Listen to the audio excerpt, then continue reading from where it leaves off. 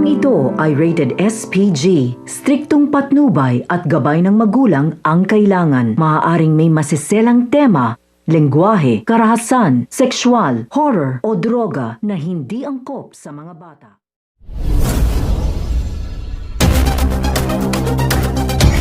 Nagkamali nga si Elizabeth na inaakalang si Attorney Fred Santillan na nga ang napakabait na kaibigan nito ni Oscar Hidalgo na tutulong nga sa kanila at magpapatuloy sa bahay nga nila.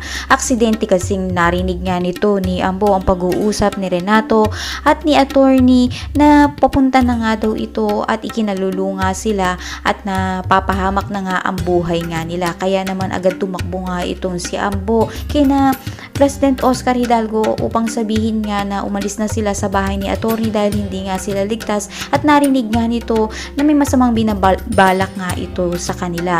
Kaya naman agad nga silang nagmadali, ngunit pinigilan nga sila nito ni Attorney at tinutukan nga ng nakiusap pa nga itong si President Oscar na sana nga daw ay wag na nga lang idamay nga itong sila Ambo at Elizabeth at siya na nga lang daw ang ipagkalulu kay Renato. Ngunit na hindi nga pinagbigyan nga ito ni Attorney at dito nga nagsimula ng mag-agawan nga sila ng baril. At nang makakuha naman nga ng tiyempo si Ambo, ay pinagbubugbog niya nga itong si Attorney. Kaya naman dito ay naging duguan nga ito at tuluyan na nga silang nakatakos ng ligtas.